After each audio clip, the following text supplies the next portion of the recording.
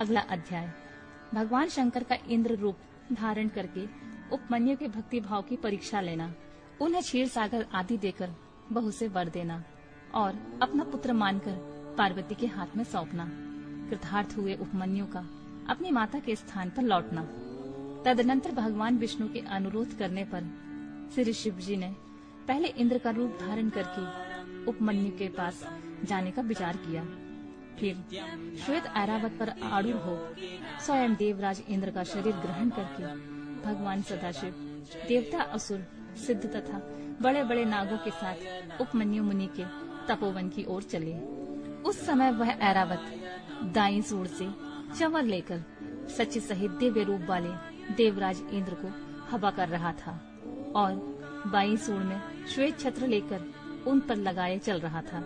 इंद्र का रूप धारण किए उमा सहित भगवान सदाशिव उस श्वेत छत्र में उसी तरह सुशोभित हो रहे थे जैसे उदित हुए पूर्ण चंद्र मंडल से मंद्रांचल शोभायमान होता है। इस तरह इंद्र के स्वरूप का आश्रय ले परमेश्वर शिव उपमन्यु के उस आश्रम पर अपने उस भक्त पर परमेश्वर शिव को आया देख मुनियों में श्रेष्ठ उपमन्यु मुनि ने मस्तक झुकाकर प्रणाम किया और इस प्रकार कहा, देवेश्वर जगन्नाथ भगवान देव शिरोमणि, आप स्वयं यहाँ पधारे हैं, इससे मेरा यह आश्रम पवित्र हो गया। इंद्र रूपधारी शिव बोले, उत्तम व्रत का पालन करने वाले धौम्य के बड़े भैया महामुनि उपमन्यु, मैं तुम्हारी इस तपस्या से संतुष्ट हूँ। तुम वर मांगो, मैं तुम्हें संपूर्ण अभीष्ट वस्तुएं प्रदान करूंगा। वायु देवता कहते हैं, उन इंद्रदेव के ऐसा कहने पर उस समय मुनि प्रवर उपमन्यु ने हाथ जोड़कर कहा, भगवान, मैं भगवान शिव की भक्ति मांगता हूँ। यह सुनकर इंद्र ने कहा, क्या तुम मुझे नहीं जानते? मैं समस्त देवताओं का पालक और तीनों लोकों का अधिपति इंद्र हूँ। सब देवता मुझे नमस्कार करते हैं। ब्रह्मर्षि, मेरे भक्त हो जाओ, सदा मेरी ही पूजा करो, तुम्हारा कल्याण हो। मैं तुम्हें सब कुछ दूंगा। निर्गुण रुद्र को त्याग दो। उस निर्गुण रुद्र से तुम्हारा कौन सा कार्य सिद्ध होगा जो देवताओं की पंक्ति से बाहर होकर पिशाच भाव को प्राप्त हो गया है। वायु देवता कहते हैं, यह सुनकर पंचाक्षर मंत्र का जप करते हुए वे मुनि उपमन्यु इंद्र को अपने धर्म से विघ्न डालने के लिए आया हुआ जानकर बोले। उपमन्यु ने कहा, यद्यपि तुम भगवान शिव की निंदा में तत्पर हो, तथापि इस प्रसंग में परमात्मा महादेव जी की निर्गुणता बताकर तुमने स्वयं ही उनका संपूर्ण महत्व स्पष्ट रूप से कह दिया। तुम नहीं जानते कि भगवान रुद्र संपूर्ण देवेश्वरों के भी ईश्वर हैं, ब्रह्मा, विष्णु और महेश के भी जनक हैं तथा प्रकृति से परे हैं। ब्रह्मावादी लोग उन्हीं को सत असत, व्यक्त अव्यक्त तथा नित्य और अनेक कहते हैं। अतः मैं उन्हीं से वर मांगूंगा जो युक्तिवाद से परे तथा सांख्य और योग के सारभूत अर्थ का ज्ञान प्रदान करने वाले हैं। तत्वज्ञानी पुरुष उत्कृष्ट जानकर जिनकी उपासना करते हैं, उन भगवान शिव से ही मैं वर मांगूंगा। देवाधम, दूध के लिए जो मेरी इच्छा है वह यूं ही रह जाए, परंतु शिवा शास्त्र के द्वारा तुम्हारा वध करके मैं अपने इस शरीर को त्याग दूंगा। वायु देवता कहते हैं, ऐसा कहकर स्वयं मर जाने का निश्चय करके उपमन्यु दूध की भी इच्छा छोड़कर इंद्र का वध करने के लिए उद्यत हो गए। उस समय अघोर शस्त्र से अभिमंत्रित घोर भस्म को लेकर मुनि ने इंद्र के उद्देश्य से छोड़ दिया और बड़े जोर जोर से सिंहनाद किया। फिर शंभु के युगल चरणार बिंदुओं का चिंतन करते हुए वे अपने देह को दह करने के लिए उद्यत हो गए और अग्रियी धारणा धारण करके स्थित हुए। ब्राह्मण उपमन्यु जब इस प्रकार स्थित हुए तब भग देवता के नेत्रों का नाश करने वाले भगवान शिव ने योगी उपमन्यु की उस धारणा को अपनी सौम्य दृष्टि से रोक दिया। उनके छोड़े हुए उस अघोरास्त्र को नंदीश्वर की आज्ञा से शिव वल्लभ नंदी ने बीच में ही पकड़ लिया।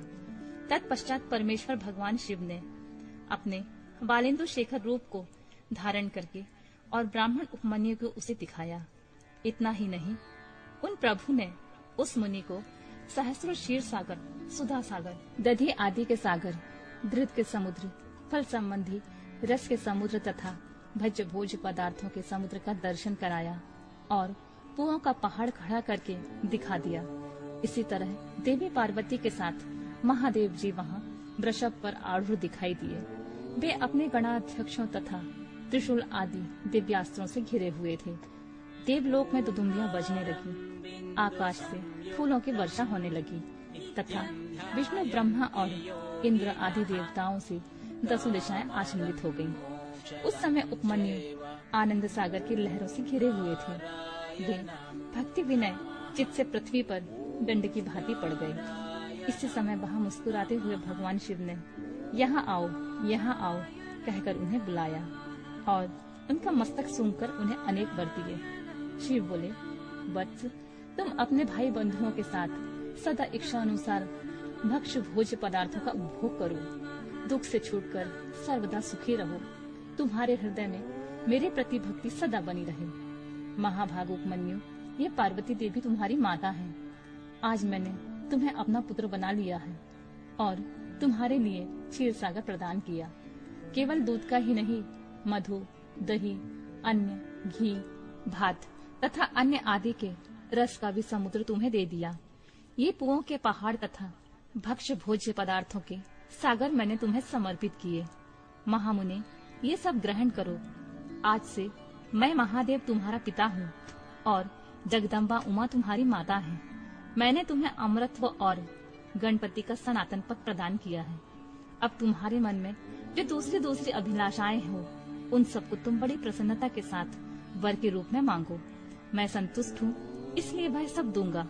इस विषय में कोई अन्यथा विचार नहीं करना चाहिए। वायु देवता कहते हैं, ऐसा कहकर महादेव जी ने उन्हें दोनों हाथों से पकड़कर हृदय से लगा लिया और मस्तक सूंघकर यह कहते हुए देवी की गोद में दे दिया कि यह तुम्हारा पुत्र है। देवी ने कार्तिकीय की भांति प्रेम पूर्वक उनके मस्तक पर अपना कर कमल रखा और उन्हें अविनाशी कुमार पद प्रदान किया।